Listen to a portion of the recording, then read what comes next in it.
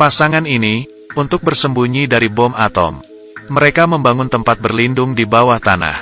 Rumah mereka di tanah meledak tepat setelah mereka berdua masuk. Tampaknya serangan bom nuklir benar-benar terjadi. Untuk menghindari radiasi nuklir, suaminya adalah seorang ilmuwan. Bawa semua orang ke ruang aman di mana dia sudah mengatur waktunya. Setelah 35 tahun, pintu baru bisa dibuka.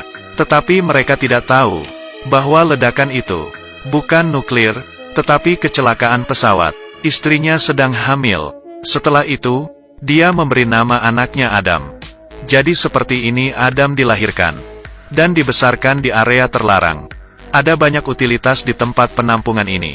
Selain kebutuhan untuk keperluan sehari-hari yang cukup untuk 35 tahun. Bahkan dilengkapi dengan ekosistem yang menarik. Untuk kegiatan santai mereka bisa memancing, menanam. Sang istri bahkan bisa berbelanja di gudang. Mereka berdoa bersama sebelum makan. Bersama-sama menonton film setelah makan malam. Meskipun mereka tinggal di bawah tanah dan terisolasi dengan dunia luar. Tetapi mereka masih hidup dengan sangat bahagia dan memuaskan.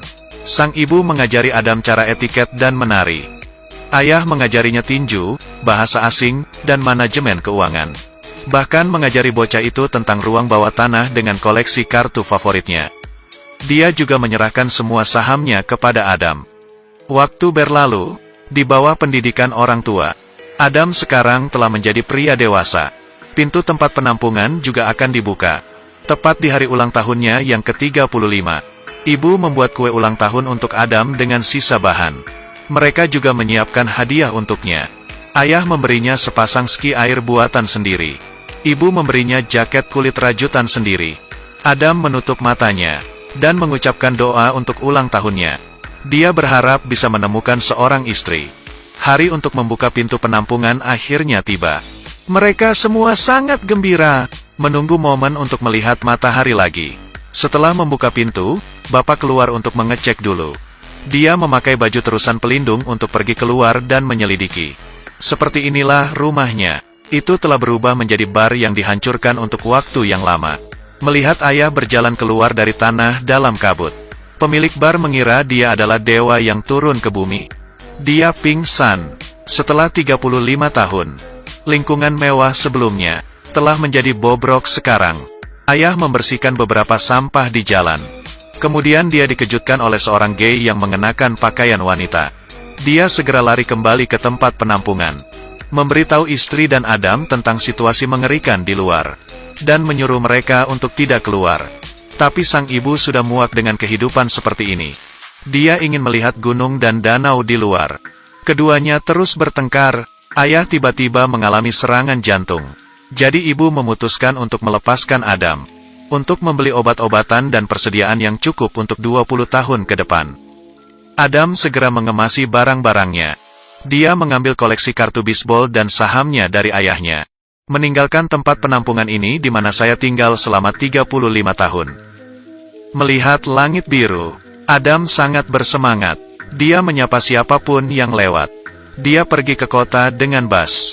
Datang ke toko koleksi. Dia ingin menjual koleksi kartu dasar yang diberikan ayah kepadanya dengan imbalan sejumlah uang untuk dibelanjakan. Bos melihat koleksi kartu bisbol White Owl yang lama. Dia langsung tertegun. Karena koleksi kartu baseball retro ini sangat berharga untuk saat ini. Tetapi bos merasakannya. Adam sepertinya tidak tahu tentang nilainya. Jadi dia menyarankan untuk membayar seluruh kotak seharga $500. Adam mengira dia telah membuat kesepakatan yang bagus.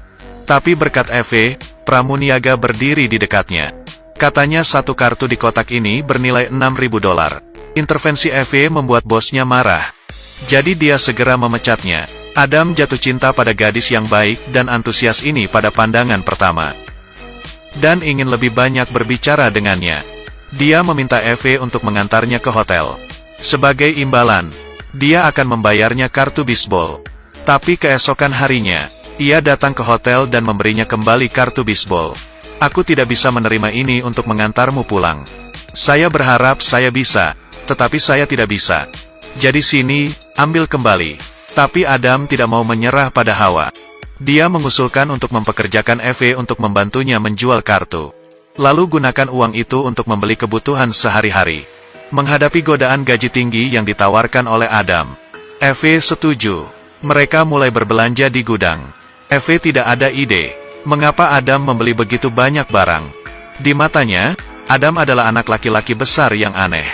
Setelah membeli semua persediaan, Adam meminta Hawa membantunya menemukan istri. Eve tidak bisa berkata apa-apa, tapi menurutinya. Sebenarnya, dalam beberapa hari terakhir bersamanya, bahkan juga tersentuh oleh bocah besar yang hangat dan polos ini. Adam penasaran tentang apapun. Dia meluncur dengan bebas, menyelam sendiri di laut dengan kegembiraan. Bahkan dia juga bermain dengan hujan. Tetapi orang tua dan saudara laki-laki Eve sama-sama gagal dalam pernikahan. Ini membuatnya tidak berani menerima Adam dengan mudah. Untuk mencarikan istri bagi Adam, Eve membawanya ke bar di malam hari. Tapi saat melihatnya bersama wanita lain, mengobrol, tertawa dan menari, bahkan secara tidak sadar merasa cemburu dan tidak nyaman. Ketika dia kembali ke rumah, temannya mengatakan Adam akan pergi dengan seorang wanita.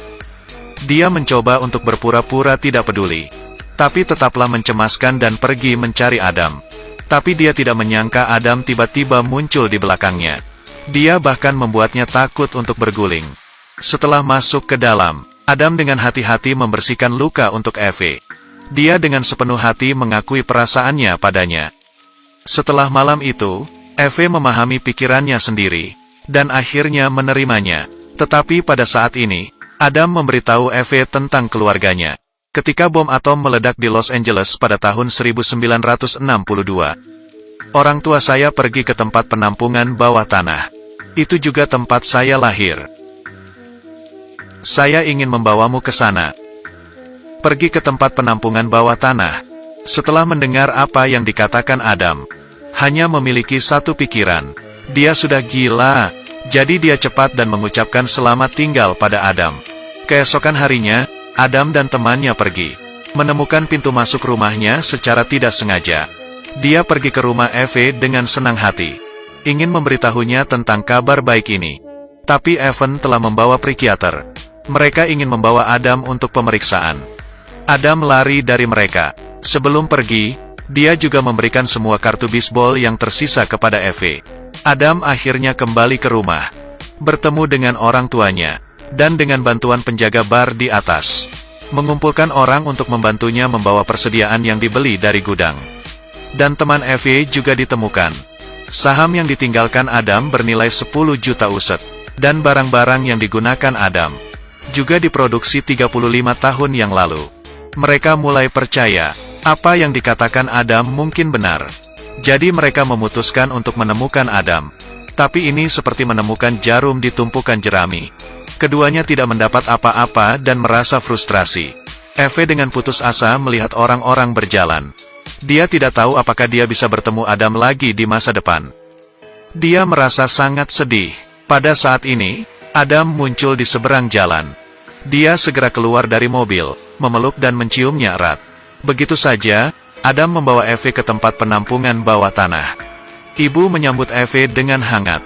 Ayah, di sisi lain, diam-diam mengajari Adam beberapa pengetahuan yang diperlukan, agar orang tua lebih beradaptasi dengan kehidupan luar. Adam menukar beberapa saham dan kartu bisbol dengan uang, mulai berinvestasi di berbagai industri, dan membangun rumah besar di pinggiran. Sampai semuanya beres, dia membawa orang tuanya dari ruang bawah tanah ke rumah besar di pinggiran kota. Adam ingin memberi mereka waktu untuk beradaptasi dengan dunia luar. Dan sejujurnya tidak ada serangan bom nuklir sama sekali. Ibu senang melihat langit lagi. Sebagai seorang ilmuwan, ayah masih skeptis tentang segala hal di luar. Saat ibu sibuk dengan masakannya, dia diam-diam mengukur ukuran halaman, merencanakan area untuk tempat penampungan berikutnya.